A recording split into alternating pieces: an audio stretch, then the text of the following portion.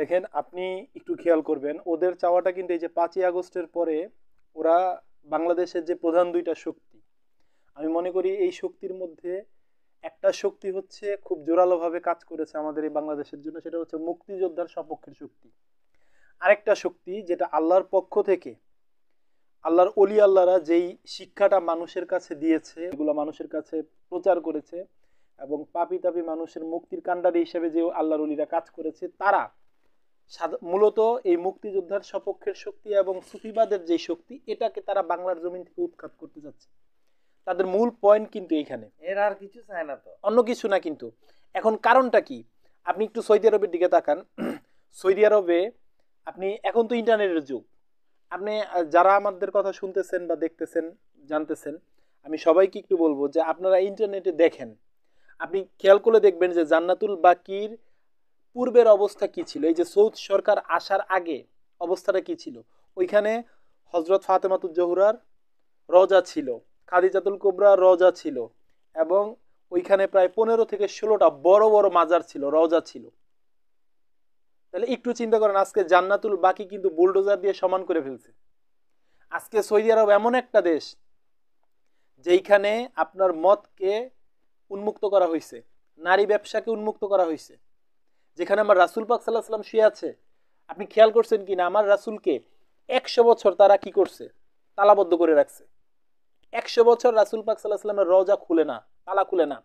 ওইখানে কোনো হাজি গেলে তাকে হাত তুলতে দেয় না। আপনি এটা যে মানে পুরো তারা যে একটা নির্যাতন করছে, একতরফা চালাইতেছে, একটু খেয়াল করে দেখেন তারা কি পরিমাণে ব্যবসা করতেছে কাবা ঘরের মাধ্যমে। তাহলে রহমত কোথায় বেশি? অবশ্যই মদিনায় বেশি। তাইলে মদিনার যেই রহমত দিয়ে পুরো সৌদ চলতেছে, সৌদ পরিবার চলতেছে, সৌদি আরব চলতেছে, অথচ আমার নবীকে কিভাবে বন্দি করে রাখা হয়েছে?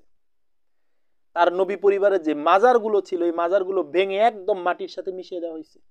আজকে আপনি একটু চিন্তা করে দেখেন, বাংলাদেশ এই যে 360 জন অলিয়া উলিয়া সহ অসংখ্য আল্লাহর অলিরা বাংলার জমিন উর্বর করছে, আজকে তারা বুলডোজার চালাইতেছে, আপনার দরবারেও ভাঙচুর করছে, মাটির সাথে মিশাই দিছে। এরকম অসংখ্য দরবার কিন্তু তারা ভাঙচুর করতেছে। তাদের উদ্দেশ্য হচ্ছে যে এইখানে হকের পক্ষে কারা কথা বলতেছে, সত্যের পক্ষে কারা কথা বলতেছে, তাদেরকে স্টপ করে দিতে হবে। আমরা এটা জাতির সামনে স্পষ্ট করতে চাই, আমরা কোনো দলমত বুঝি না, বুঝতে চাইও না। আমরা সত্য জেনেছি, আমরা সত্য প্রতিষ্ঠা করব, এটাই হচ্ছে আমাদের কথা। আমরা কারো জিনিস, কারো অন্ন, কারো বস্ত্র, কারো বাসস্থান আমরা হামলা করব না, ধ্বংস করব না, কিন্তু আমাদের শান্তি কেন তারা নষ্ট করবে? সুফিদের ইসলামে তো এটা, ওদের ইসলাম হইলো মারামারি, কাটাকাটি, কোবাকুবি, গিবত গাওয়া, এর বিরুদ্ধে হে যাওয়া। আর সুফিদের ইসলাম হইলো কি? রহমানুর রহিম, দয়ালু, মেহেরবানি, কাউকে মারবে না, কারোর সাথে ঝগড়া করবে না, ফ্যাসাদ করবে না, প্রেমের মাধ্যমে চলবে। তাইলে সুফির ইসলাম হইলো রহমানুর রহিম, দয়ালু, মেহেরবান। আর ওদের ইসলাম হইলো কাহার, মারামারি, কুবাকুবি, ধ্বংসলীলা। আজকে আরেকটা গুরুত্বপূর্ণ বিষয় আমি একটু খেয়াল করেন। আজকে দেখেন এই যে খাজা মঈনুদ্দিন চিশতি রাহমাতুল্লাহি আলাইহি, সুলতানুল হিন্দ, তিনি যদি এই হিন্দুস্তানে তার তরিকত, তার ধর্ম তিনি প্রতিষ্ঠা না করতেন, চিস্তিয়া তরিকা, আজকে কি কলকাতায় আলিয়া মাদ্রাসায় প্রতিষ্ঠা হইতো? আমি আপনাকে প্রকাশ করার জন্য বলতেছি না, আপনার কাছে মাপ চাই, ক্ষমা চাই। এই যে একটু আগে আপনার কাছে এই যে ওরইলে কিন্তু দেখেন, এরা কিন্তু এটা, এই যে মিজানুর রহমান আজহারি, আমির হামদা, এরা কিন্তু বাটফারি করে, মানে হিন্দুর অভিনয় করে স্টেজের মধ্যে, হিন্দুর মুসলমান বানায়, এটা প্রকাশ করে, ফোকাস করে।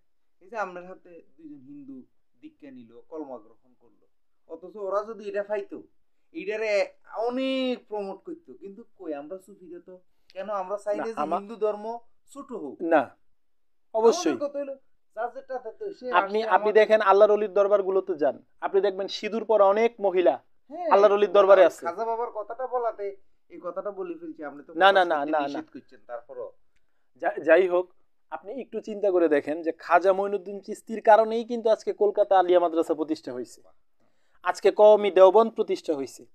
কিন্তু ওইখানে যার উসিলায় তোমরা ঠাই পাইলা, সেই আল্লাহর অলিদের বিরুদ্ধেই তারা জিহাদ করে। একটু চিন্তা করে দেখেন, আল্লাহর অলিদের মাজারি তারা ভাঙতেছে। এই শিক্ষা তারা কোথা থেকে পাইল? অথচ হিন্দুস্তান তাদেরকে, এই হিন্দুদেরকেও তারা যেভাবে, আমি এখানে একটু কথা বলতে চাই, হিন্দুদেরকেও যেভাবে অত্যাচার করা হলো বাংলাদেশে, এই হিন্দুস্তানের ভিতরে দেখেন 2টা মাদ্রাসা তারা ঠাঁই দিচ্ছে, পৃথিবীর সবচেয়ে বড় 2টা মাদ্রাসা, কলকাতা আলিয়া মাদ্রাসা এবং ভারতের দেওবন্দ। এখন হিন্দুস্তান থেকে যদি তারা একটা যুদ্ধ বিদ্রোহের মাধ্যমে ওইখানে একটা জুট ঝামেলা সৃষ্টি করে তাহলে কি হবে? কিন্তু তারা কি তা করছে? আমি বলবো হিন্দুরাও যথেষ্ট মানবিকতা দেখাইছে। কিন্তু আমরা মুসলিম হয়ে একজন মুসলিম আমাদের কাছে নিরাপদ না। এই যে কট্টরপন্থী যারা, আপনি দেখেন যারা মসজিদের একজন মোল্লা, সাধারণ কাঠমোল্লা যারা, আমি তাদেরকে বলতেছি সবাই না, সাধারণ যারা কাঠমোল্লা তাদের কাছে কোনো হিন্দু যায়, কোনো খ্রিস্টান বৌদ্ধ যাইতে দেখছেন? অথচ আল্লাহর অলির দরবারে গিয়ে পড়ে থাকে। কারণ কি? কারণ আল্লাহর অলিরা তো সার্বজনীন, তারা তো দল মত ধর্মের ঊর্ধ্বে। তাদের ধর্মের শিক্ষাটাই হচ্ছে ভিক্ষাবৃত্তি, তাদের ধর্মের শিক্ষাটাই হচ্ছে মারামারি। অথচ কোরআন শরীফ আল্লাহ স্পষ্ট ঘোষণা করেছে যে তোমরা দুনিয়াতে কোনো ফিতনা ফেসাদ সৃষ্টি করো না, দুনিয়াতে রক্তপাত করো না। তারপরেও তারা জিহাদের কথা বলে এই বিশৃঙ্খলাগুলা করতেছে। বিশেষ করে আমার 2-3টা ভক্ত আচ্ছা, যাইয়া, মানে আমার পাশের বাড়িতে হাজি বাড়ি বলা হয়, ওই একটা মিঠু নামক একটা ছেলে আছে, ছেলেটা অনেক ভালো ভদ্র, এটা মাস্টারের ছেলে। ওর মুরগির খামারে গিয়ে 3জন ভক্ত ফলাইছে। ওরা কত খারাপ হইলে, এই জাহেলের গোষ্ঠীরা কত খারাপ হইলে ওইখানে গিয়ে ওদেরকে মেরে মাথা ফাটাই দিছে।